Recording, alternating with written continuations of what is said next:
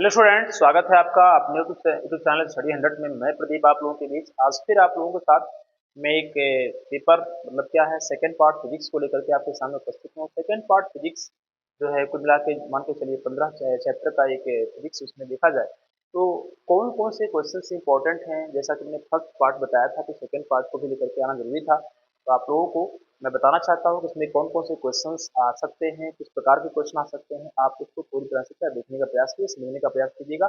इसका व्याख्यात्मक अगर आपको पेपर देखना है, मतलब व्याख्यात्मक तरीके से इसको आपको जानकारी प्राप्त करना, तो आप लोग जाकर के इस चैनल को जरूर यूट्यूब पर सर्च कीजिएगा, आप लोगों को पूरी तरह से क्या है प्राप्त हो जाएगा। ठीक है, तो चलते हैं आज यहाँ पर देखते हैं क्वेश्चंस को, देखते हैं क्वेश्चन किस प्रकार से पूछा जा सकता है। सबसे पहले बात मैं करना चाहता हूँ कि यह जो पेपर है ये 17 क्या है दिसंबर को वो कंप्लीट हुआ। तो इस पर आप लोग क्या देख सकते हैं इसमें, तो इसमें क्या है आप देख सकते हैं ये क्वेश्चन जो है इसमें 70 का पूर्णांक होता है, 30 नंबर का प्रैक्टिकल होता है, 3 घंटे 15 मिनट का आप लोगों को टाइम दिया जाता है बोर्ड पेपर में। तो ये आप देख सकते हैं फिजिक्स सेकंड पार्ट ये है। और यहाँ पर देखा जाए सबसे पहले जो क्वेश्चन है 5 नंबर का क्या होता है विकल्प आता है, और 5 नंबर के विकल्प को आपको सही करना अनिवार्य है। कैसे सही करेंगे मैं बताऊंगा इस चीज को। ठीक है, फिलहाल आप देख सकते हैं क्वेश्चन को, और क्वेश्चन पूरी तरह से आप लोगों को देखा जाए तो दिखाई दे रहा है काफी अच्छा क्वेश्चन है। और आप लोग देखेंगे सबसे पहला क्वेश्चन दिया गया है कि पी टाइप जो चालक होता है, एन टाइप और पी टाइप जो सभी डायोड को लेकर के बात होती है जो है फिजिक्स का 27 चैप्टर यानी कि अंतिम जो चैप्टर आप लोगों का है उसमें आप देखेंगे तो यहाँ पर मिलेगा। तो पी टाइप अर्धचालक बनाने के लिए शुद्ध जर्मेनियम के साथ मिलाने वाला क्या है या मिलाया जाने वाला अपद्रव्य कौन सा है, तो यह बता देना चाहता हूँ एल्यूमिनियम होगा। 3 संयोजी पी टाइप में हमेशा याद रखिएगा, 3 संयोजी जो है तत्व अपद्रव्य के रूप में मिलाया जाता है। जबकि जो एन टाइप अर्धचालक होता है उसमें हमेशा पंच संयोजी जो है पदार्थ जो होता है अपद्रव्य के रूप में क्या है मिलाया जाता है, याद रखिएगा इस चीज को। तो ये फास्फोरस एंटीमनी और जो आर्सेनिक होता है ये पंच संयोजी जो होता है, जबकि एल्यूमिनियम क्या होता है त्रिसंयोजी होता है। आगे देखते हैं हम लोग यहाँ पर एक एमयू एटम मास यूनिट बोलते हैं इसे। ठीक है, एक एमयू में कितनी ऊर्जा होती है, तो याद रखिएगा 931 में क्या मेगा वोल्ट क्या होती है बताइए ऊर्जा होती है। इस प्रकार से इसे आप लोग याद रख सकते हैं। यहाँ पर देखा जाए तो आगे बात करते हैं फोटान को लेकर चर्चा करते हैं। फोटान का जो पूरा अध्ययन किया था आइंस्टीन, आप जानते हैं आइंस्टीन का समीकरण मिलेगा भी आप लोगों को। तो फोटान की गतिज द्रव्यमान का सूत्र क्या होता है, तो आप लोग याद रखना है एच न्यू अपान क्या होता है सी स्क्वायर होता है, इसको लेकर याद रख सकते हैं। एच क्या है प्लांक नियतांक है, न्यू क्या है उसकी फ्रीक्वेंसी या आवृत्ति है, और सी स्क्वायर सी मतलब प्रकाश की चाल निर्वात और वायु में होती है। आप लोगों को पता होगा प्रकाश की चाल जो होती है 3 × 10⁻⁴ कितनी होती है 1 मीटर क्या है प्रति सेकंड होती है। यानी 1 सेकंड में अगर इसको किलोमीटर में चेंज किया जाए तो 1 सेकंड में 3 लाख किलोमीटर क्या है प्रकाश चलता है। इस प्रकार से इसकी स्थिति आप देख सकते हैं।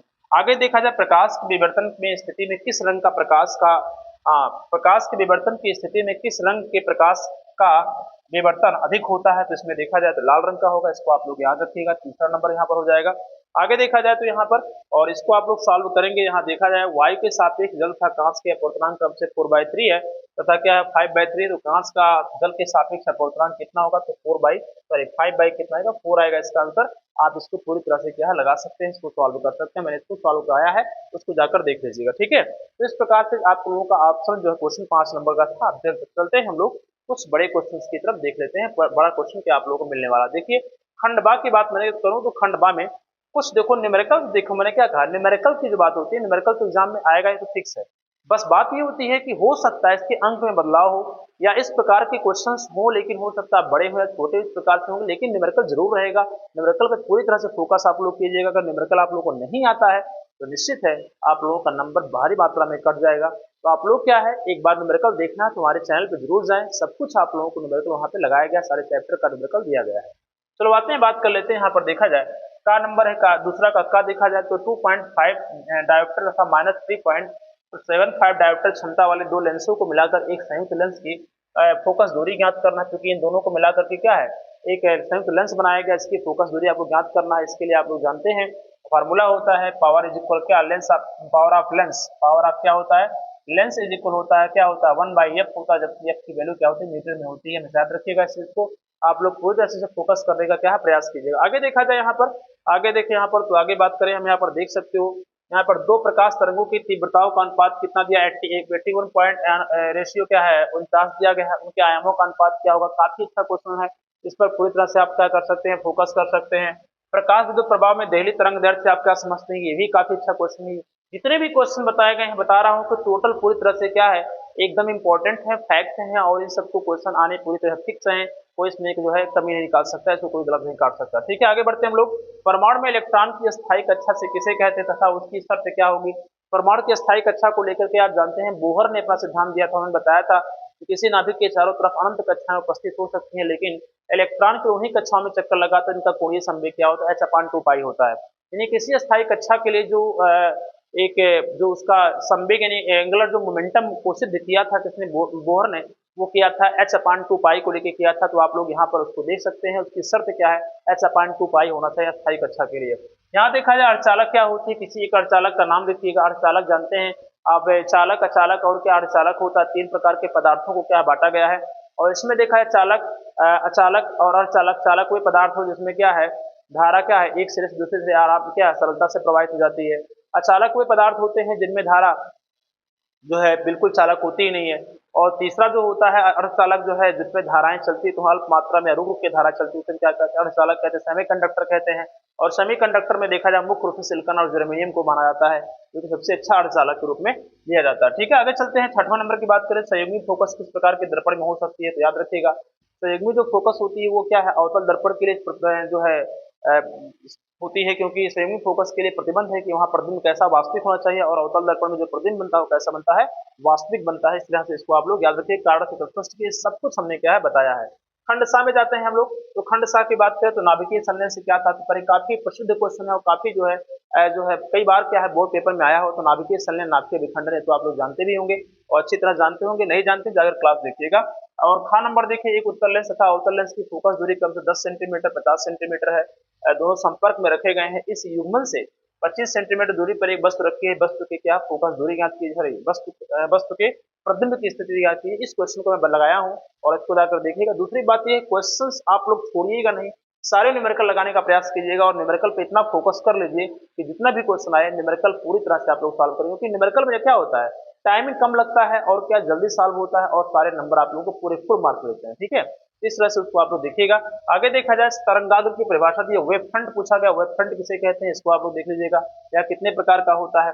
विवर्तन और व्यतिकरण में अंतर को स्पष्ट कीजिएगा। मैंने बता रहा हूँ कि आप लोगों को अगर चैनल को चाहिए, चैनल को यूट्यूब पे तुरंत चाहिए तो @study 100 PC पे जाकर के आप पूरी तरह से क्या है इसको सर्च कर सकते हैं। आगे बढ़ते हैं हम लोग, बात कर लेते हैं आगे पॉइंट को लेकर के। देखो यहाँ पर बात कर ले प्रश्न खंड दा में देखा जाए तो खंड दा में तो मिला के देखा 3 नंबर का क्वेश्चन होता है और कुछ 5 क्वेश्चन होंगे, 15 नंबर ये होगा। और 5वें क्वेश्चन में भी या क्या होता है बताओ, 3 नंबर वाले क्वेश्चन 5 क्वेश्चन होते हैं, 15 नंबर को मिला के चौथा और 5वां जो होता है 30 नंबर का क्वेश्चन आप लोगों के साथ मिलता है। क्या होता है देखो, दी ब्रोगली तरंगे क्या होती हैं, दी ब्रोगली तरंग दैर्ध्य का व्यंजक प्राप्त कीजिए, काफी अच्छा क्वेश्चन है। फिर देख रहे थे हाइड्रोजन परमाणु के लिए बोर की परिकल्पनाएं लिखी हैं, बोर की परिकल्पनाएं आप लोगों को बताया भी गया है। ठीक है, फिर देखा जाए द्रव्यमान की नाभिक की द्रव्यमान स्थिति से आप क्या समझते हैं, द्रव्यमान तथा नाभिक के बंधन ऊर्जा किस प्रकार संबंधित है। काफी अच्छा क्वेश्चन है बाबू, एग्जाम के लिए क्या है इंपॉर्टेंट है, द्रव्यमान स्थिति बंधन ऊर्जा। और यहाँ से एक न्यूमेरिकल फिक्स है कि आप लोगों के लिए बोर्ड पेपर में जरूर आएगा। ठीक है, यहाँ देखा जाए ऊर्जा बैंड के आधार पर चालक, अचालक, अर्धचालक, पीछे लगातार 10 साल से क्वेश्चन पूछा जा रहा है, लगातार यह क्वेश्चन 10 साल से पूछा जा रहा है, इस बार आने की पूरी संभावना है। इस पर आप लोग पूरी तरह से फोकस कर लीजिएगा। न्यूमेरिकल में अंकीय मान बदल सकते हैं, मैं नहीं कह रहा हूं कि न्यूमेरिकल यही आएगा, हो सकता है इसके अंकीय मान बदलेंगे, लेकिन इसी के इर्द गिर्द आप लोगों को क्या करना है, न्यूमेरिकल आप लोगों को तैयार करना, बहुत ज्यादा कठिन नहीं जाना, बहुत ज्यादा सरल में नहीं जाना है बड़े क्वेश्चन में। ठीक है, तो आप लोग देख सकते हैं न्यूमेरिकल दूरदर्शी की फोकस दूरी के साथ क्वेश्चन को दिया गया, इसको आप लोग पूरी तरह से देख लीजिएगा। आगे देखा जाए यहाँ पर किसी दर्पण के लिए वस्तु की दूरी हो, प्रतिबिंब की दूरी भी तथा फोकस दूरी अपने क्या संबंध, 2024 में क्वेश्चन आया हुआ था। इस बार आ सकता है, आ भी सकता है, नहीं भी आ सकता है, बहुत ज्यादा इस पर जो है जोर देने की आवश्यकता है, लेकिन फिलहाल एक बार आप लोग जरूर अपने दिमाग में देख लीजिएगा इसको। ठीक है, देखा जाए यहाँ पर क्या संपोषित था विनाशी व्यतिकरण के प्रभाव से, काफी इंपॉर्टेंट है और इसका परिणामी तीव्रता जरूर पूछा जाएगा आप लोगों से, इस पर पूरी तरह से फोकस कर लीजिएगा। फिर आगे देखा जाए क्रांतिक कोण तथा पूर्णांतरिक परावर्तन की व्याख्या कीजिए तथा इन दोनों के बीच में क्या संबंध है, इसको आप लोग पूरी तरह से व्याख्या कर सकते हैं। क्रांतिक कोण पूर्णांतरिक परावर्तन आप लोगों को शर्तें भी लिखवाई गई थी, उसको भी देख सकते हैं आप लोग। और यहाँ पर जो है अपवर्तनांक के साथ संबंध क्या n=1/sin होता है, इसको लेकर के भी आप लोग जो है पूरी तरह आगाह रहिएगा, क्योंकि ये क्वेश्चन एग्जाम में आ सकता है। ठीक है, आगे देखा जाए यंग के दिख रेखा छिद्र प्रयोग में सिरटे 0.2 mm दूरी तथा पर्दा 2 मीटर की दूरी पर है। तो इसके प्रकाश का जो है क्या नाम है, प्रकाश की तरंग दैर्ध्य दिया, तो गणना करना है क्या, इसमें नंबर 1 केंद्रीय फ्रिंज से दूसरी दीप्त फ्रिंज की दूरी ज्ञात करनी है, दूसरी अदीप्त फ्रिंज की दूरी चाहे अदीप्त हो चाहे दीप्त, यहाँ से एक न्यूमेरिकल तो आना ही आना है। दूसरा यहाँ से जो है आप लोगों को एक डेरिवेशन आना, चाहे विवर्तन का आए और चाहे व्यतिकरण का आएगा, ज्यामितीय व्यवस्था दोनों में है, दोनों को आप लोग पूरी तरह से तैयार कर लीजिएगा।